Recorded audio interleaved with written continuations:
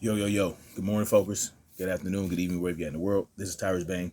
Welcome to the Definition of Anarchy, where today I'm going to discuss on May 4th, 2021, I'm going to discuss Mighty Mouse UFL, gang and prison culture, and the justice system. All right. Now, a lot of you guys probably don't know who Mighty Mouse is. He has a channel called Mighty Mouse UFL. Basically, he's a convicted felon, you know what I'm saying, who did about 8 years in prison total, from what he says. And so there's a lot of drama surrounding this guy, right? How I got to know him or became familiar with him is when he was with Street Beefs. Okay, there's a YouTube channel called Street Beefs where they get in the yard and basically duke out, just have fights basically, and then some guys, they get in there with each other when they have beef, and they settle their differences with fisticuffs as opposed to shooting it out. And so, I like that idea. I like the mission behind it. I like the overall message that it was sending. And, Mighty Mouse was a part of that, right? A big part of it. He had his own channel called Mighty Mouse Street Beefs. So, that's how I became familiar with him. He was always in the yard sparring with people, this, that, and the third. And so eventually some drama came out, some shit came out about him having been a pedophile. And so with him and Scarface is a guy who basically ran Street Beefs, and he basically got in front of a camera with Mighty Mouse to have Mighty Mouse explain the situation behind the accusations of him being a pedophile.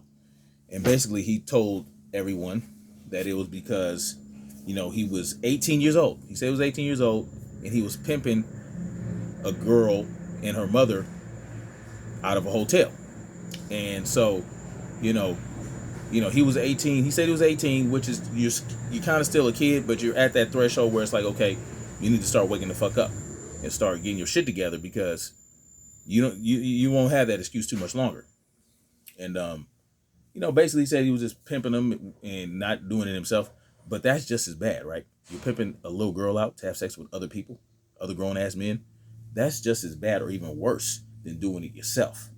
So if he was like 25, 26, 27, or even 20, 19 maybe, I would look at him just as badly as I look on anybody else that's a pedophile. You know how I feel about that. They don't even need to exist on this earth, right? And if it wasn't for how much money it would cost us, I would say castrate the motherfucker and let him live out his days in torture. But we would have to, taxpayer money would have to go to keeping that motherfucker alive. So you know how I feel about it. A pedophile, murderers, without provocation, we don't need to waste any taxpayer money on them. Once we know for sure they did what they did, we don't even need them on this earth any longer. No, we don't need to spend money on them. But I gave him the benefit of the doubt because he was 18. You know what I'm saying? People do stupid shit. He probably was manipulated by older men himself. And so, he said he got locked up for it, did some time, turned his life around, became, a Christian or whatever the case may be. So I thought that was a kind of a noble, good for him, right? Good for him. He paid for his actions, and he probably still paying for it through his demons that he still have to live with, whatever the case may be. So eventually what happened is, Scarface basically vouched for him, right? Vouched for him, said, this is what really happened. It wasn't like that, blah, blah, blah. Just like backing Mighty Mouse up. And then for some reason, they got into it. They started beefing, and then boom, it flipped, right? Scarface flipped on him, vice versa. Mighty Mouse flipped on him. Mighty Mouse broke off, started his own shit, Mighty Mouse UFL. Broke off and did his own thing, and now he's going across the country doing a guns down, gloves up movement in different hoods, goes to different hoods, get people to settle their differences with, the gloves on as opposed to shooting it out, whatever the case may be. Look, that's what happened. Long story short, though, I'm going to get right to the nitty gritty. Him and some cat named P&O from Florida got into it with some cat from Cali. All right. Now, P&O claims Hoover, right? 107 Hoover, which is a basically, well, back when it was formed and when they really started getting hot, they were like BKCK all day. You know what I'm saying? They had beef with Crips and Bloods, right? They were basically not Crips or Bloods. They were their own thing. They wore orange and all this shit, and they was beefing with Crips and Bloods. They had the most enemies. They were the most hated. Blah blah blah. But what happens with these West Coast gangs is cats from it started in the 80s. Cats from these different gangs, they would go to different states to slang and all this other shit, and they would start the factions of those gangs in those different states, right? Little Rock, New York, Florida, all these different states where it was picked up. Guys started getting into these gangs from different states. They were actually part of that set or part of that clique, and somewhat official. Some people don't think they're official. Some people think they're just offshoots. They're just different branches of the original West Coast gang. So that's basically what P&O said he was. So P&O said he was from Hoover. And so what happened was P&O and Mighty Mouse, they go to LA, because there's this cat named Milk, this white dude named Milk from Hoover in LA, right? From the actual Hoover, the original Hoover set in LA, Hoover Criminals, right? He is supposed to be a Hoover criminal, and they got into it with each other and called each other internet gangsters and YouTube gangsters and all this shit. So they went to Hoover, Mighty Mouse and P&O went to Hoover to like call out Milk or whatever the case may be. So this is the thing, if you're from a gang, if you're from a West Coast gang in another state, right? If you're claiming a West Coast gang, but it's in another state and you come to LA, you have to do what's called checking in, right? With your set. So if you're from Hoover, but you live in another state, you're from that state's faction of Hoover. You come to LA, you have to check in with the Hoover in California, in LA, the original. So that when you move around, you claiming the set, you know what I'm saying? You gotta check in, you gotta get the bona fides and make sure you good, right? Especially if you're gonna be going into that area. I don't know if P&O checked in or not, but that's what you're supposed to do. From all accounts, what I heard, he said he checked in with the Serranos, and he checked in with the Rolling 90s, which Bamboo from Rolling 90s, which doesn't make sense because 90s beefs with Hoover, and the Serranos have nothing to do with the black gangs like that, right? So you can't check in with Serranos. You can't check in with an enemy hood for your gang. I don't know what that was about. So that happened. They were going into these hoods and all this shit. Look, Mighty Mouse, the first time I knew for him to come to LA, he would drive by the hoods. He wouldn't get out. He wouldn't stick around too long. He would get in, get out, right? Just to show where these areas was at, because they were famous areas from movies and shit, you know what I'm saying?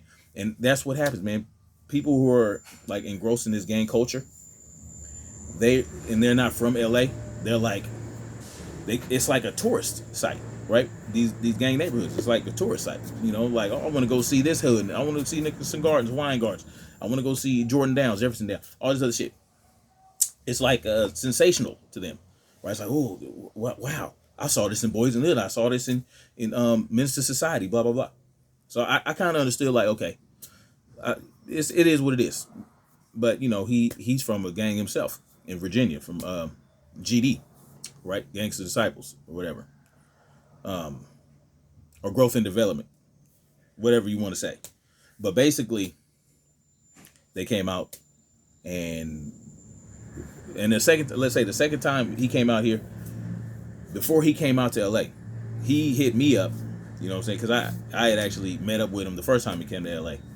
He came out the second time and asked me to, like, can I hook him up with an OG or something like, or shot caller from one of these gangs, so that he can have access to the hoods. You know what I'm saying? So he can do his gloves up, gun down movement within the hoods and actually try to make something happen, because it's very difficult to do something like that. Gang intervention in LA, that's like that's like the Mount of Gibraltar. You know what I'm saying? It's like it's like climbing Mount Everest. Okay, it's not as simple as it would be in other states or other cities. But anyway, I was like, okay, I'll see what I can do. So I called a couple cats. You know what I'm saying? Told them about what the movement was. Told them about Mighty Mouse. I vouched for Mighty Mouse, and so with this OG I knew. So you know, I grew up in the shit. I grew up around it. You know what I'm saying? I'm not a gang member myself. Never been in the gang. Never got jumped in. None of that.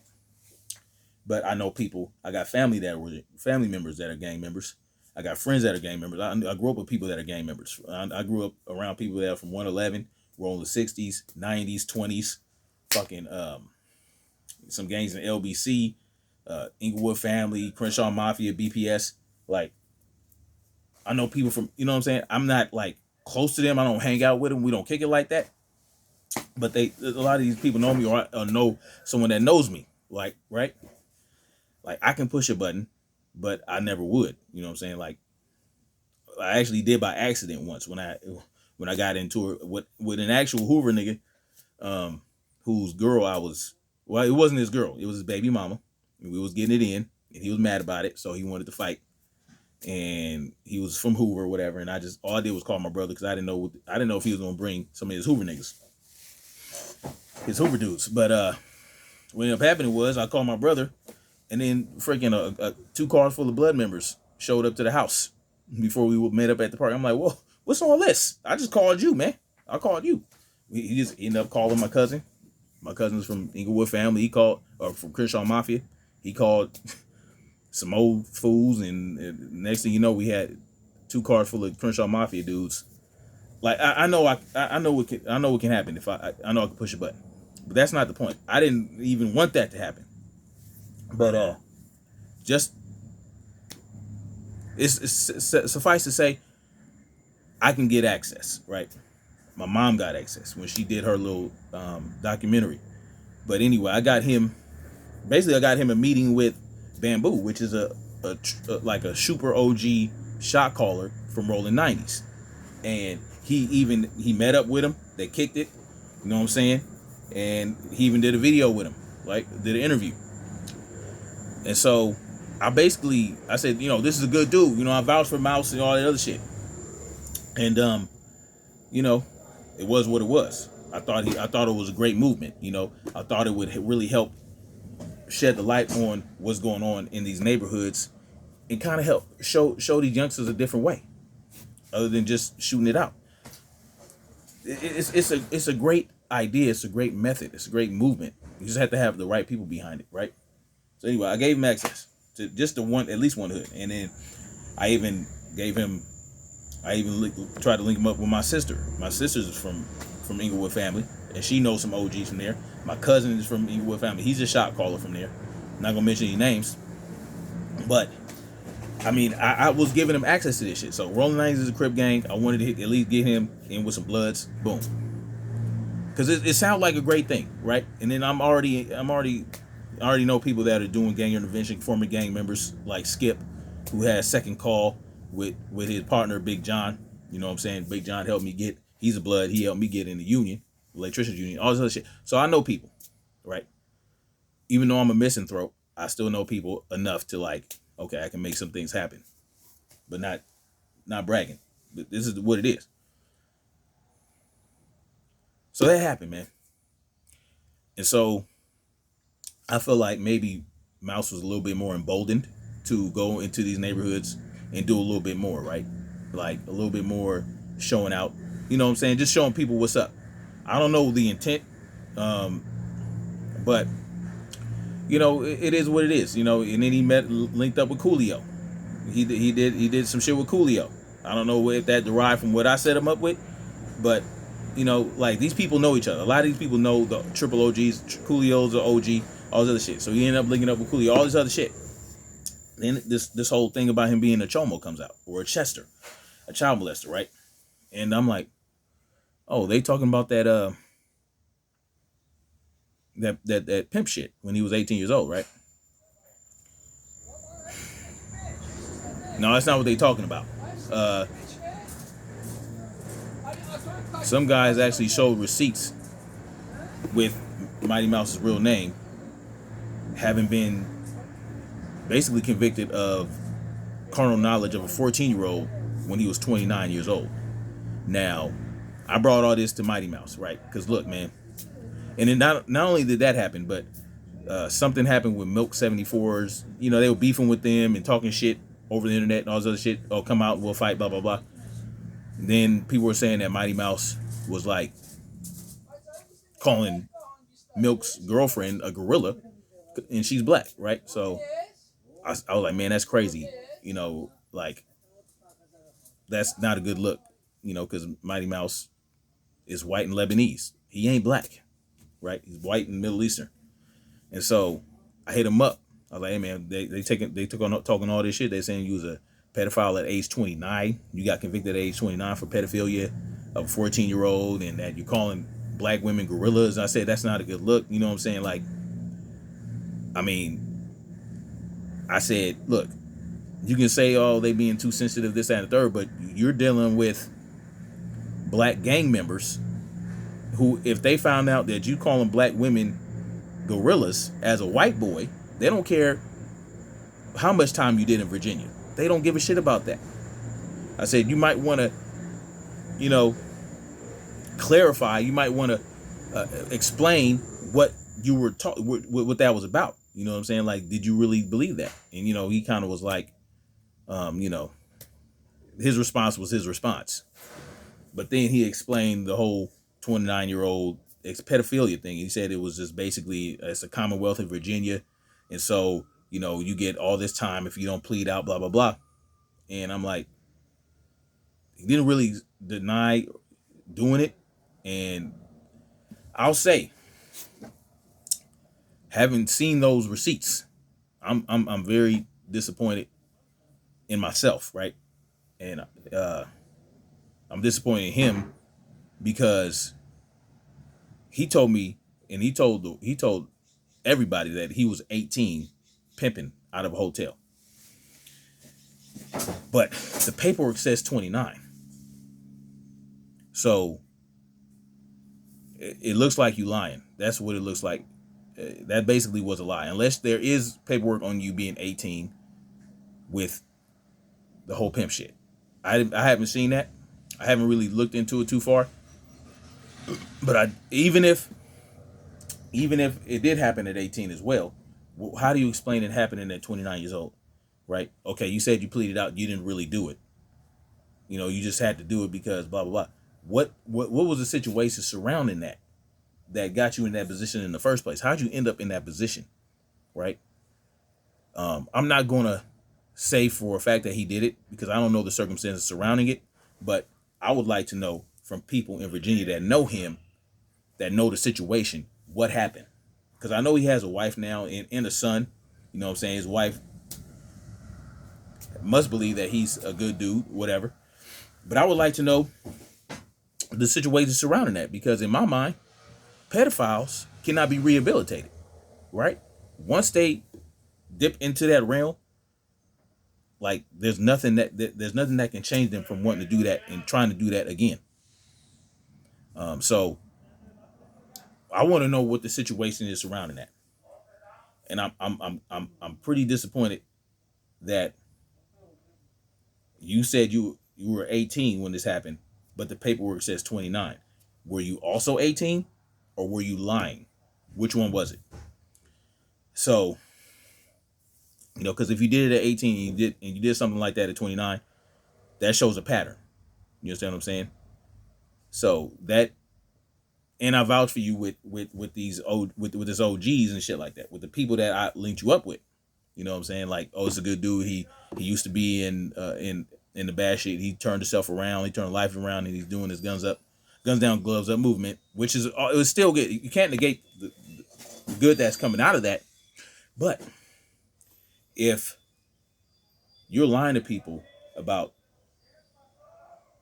the situation surrounding your pedophilia conviction, it's not good. It's not good. But see, there's a lot of people. See, a lot of people like to point out, and people that are talking shit about Mouse right now surrounding this situation, they're saying, in prison they take care of, they don't, pedophiles get don't do well in prison. And so I'm like, and in gangs and all that. So if that's the case, if he really did what they said he did, right, and you're in prison, why didn't the prisoners take care of him? Why is he still alive? That's my question. If Mouse is really a pedophile and everybody knows it, why is he still alive? Right? Because, you have these people, they'll say, oh, if these gang members that kill you and, the just all this other shit. Why? Why is he still alive? Because he goes into all these hoods, right? All these hoods in the other states, Houston, New Jersey, Florida, all these states where all these hoods is at. If this is such well-known knowledge, and then they know for a fact that he did it, why is he still alive? That's my question. Not saying that they should off him. I'm just asking the question. If that's how y'all saying that's how it's handled, right? You saying that's how it's handled in prison. Y'all saying that's how it's handled on the streets. Why is he still alive? And especially if he did 8 years in prison, that's a long time to handle somebody. You understand what I'm saying? But from what he told me, that resulted in him getting a fine, not even doing real time for it. And that's why I want to bring it to the scenario. What's up with the gang culture and the prison culture, where if people are pedophiles, there's this myth that pedophiles get taken care of. Why didn't it happen to Mighty Mouse? Why isn't it happening to more and more people? Not even just Mouse. You look up Megan's Law. It's very easy for a gang member to look up Megan's Law, find out where these pedophiles or registered pedophiles are living, and take care of them. Why haven't you done that? If that's such a must, if that's such a a must happen scenario for gang members and for prison folk, why are these people able to get out of prison to get put on the registry? Why are they in your hood? Because they live in, a lot of these registered pedophiles live in your hood. Why are they still alive? Why not just Mouse? If that is what's supposed to happen to Mouse, if that's what y'all saying, why isn't it happen to all these registered sex offenders? When you look them up and it says carnal knowledge of a 13, 14-year-old, why are they alive? Why are they alive? Why did they make it out of the prison system? And also, with the justice system, how is it that a pedophile, right, like Mouse is supposed to be, he a super predator, right? Right? Y'all gonna call him a chomo, y'all call him a Chester. I'm just looking at all this subjectively, right? I'm removing emotion from it because I know how people get with emotions, and I've seen a lot of emotional videos surrounding this. So let's look at that. Let's look at the justice system. If they know for a fact that Mouse committed that lewd act with that 14-year-old, if they know that, why would they let him plead out and just pay a fine and not do any time for it? What's up with the justice system where pedophiles who basically, we know you did it, that basically he said he took a plea deal just because he didn't want to get screwed over by the Commonwealth, right? Why is it that a pedophile can just get a fine and some probation? Why is it that pedophiles can do 3 or 4 years in prison, not just Mouse, 3 or 4 years in prison and still get out and be on a registry? What's up with the justice system where pedophiles, rapers, and all this other shit, they do less time than somebody with a bag of weed in certain states, or a vial of crack, or something like that? Something they get caught with a baggie of drugs, that they want to use for themselves. They're not doing anything to anybody. These drug addicts, they're harming themselves, and they have every right to put whatever they want in their body. But they're getting 10, 20 football numbers. Even drug dealers are selling to people that want the drugs. They're not putting the guns in people's heads saying, buy my drugs. No, it's a mutually consensual transaction. But they're getting football numbers just for having an amount of the drug substance that they consider, oh, well, you're going from a user to a seller. So now we're going to give you football numbers for being a drug dealer, for distributing in the sales of that particular drug. How is it that they get all this time, but pedophiles and rapists, well, if you just admit that you're a pedophile, because that's basically what he would have to do. Even if he didn't do it, he basically had to admit that he was a pedophile. That's how he was convicted. And that's how people can say, without saying allegedly, that he was a chomo. So if he's a chomo, and how is this happening? What's up with our justice system that pedophiles can get away with this shit? We see this time and time again, especially with white boys, right? Remember that swimmer? I forgot what his name was, but he raped a young black girl, 6 years old, by a trash can, and the judge didn't want to ruin his life, so he gave him 6 months probation. Remember that shit? How is it that possible? How is it that there isn't a mandatory minimum sentence of death, execution, when someone is convicted of being a pedophile? You see, that's where it all gets deep, right? Because the state would actually have to work to prove that you were a pedophile. I mean, it would have to be truly solid evidence, because now you're talking about taking someone's life because you say that they committed this act, right? So that means no plea deals, right? If you're accused of that, they have to prove beyond a shadow of a doubt that you are a pedophile. And if they're not willing to do that, if they're willing to say, well, we don't have enough evidence, but we want to make you sweat, so we're going to say, you know what, just say that you were. Say that you did that so that you don't get these football numbers. No, it shouldn't work like that. They should have to work their ass off to prove that you're a pedophile. And once they do, it's a wrap for you. It's a wrap. There's nothing, there's no use for you in society. You understand what I'm saying? So how is it that the justice system allowed Mighty Mouse to only have a fine and some probation?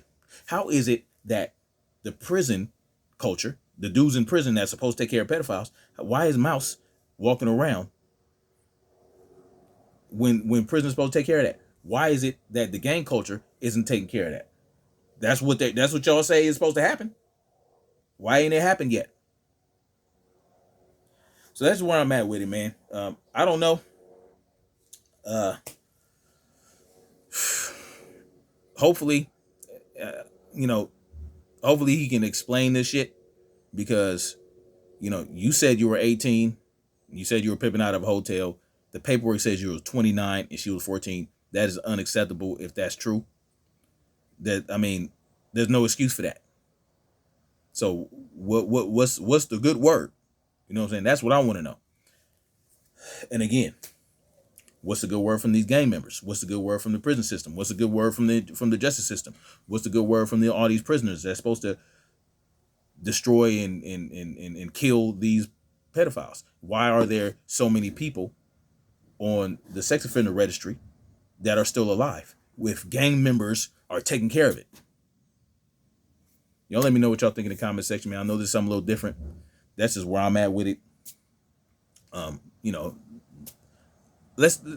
What's done in the dark will come to the light. That's all I'm gonna say. What's done in the dark will come to the light, and the truth will, especially when you're as known as Mighty Mouse is now, it's just the truth. The truth will come to the light. What's done in the dark, it has to. So we'll see. We'll see what happens, but I would like that explained. Like, why would you say that you were 18? Paperwork says you were 29. Or is it that you were also 18 when that happened and 29? What was it? And if that happened 2 different times in your life, why is that pattern there? What are you doing to put yourself in that position to even be accused of that? Anyway, like, share, subscribe, man. We'll see what happens. Much love. Hit that like button. Whatever. Peace.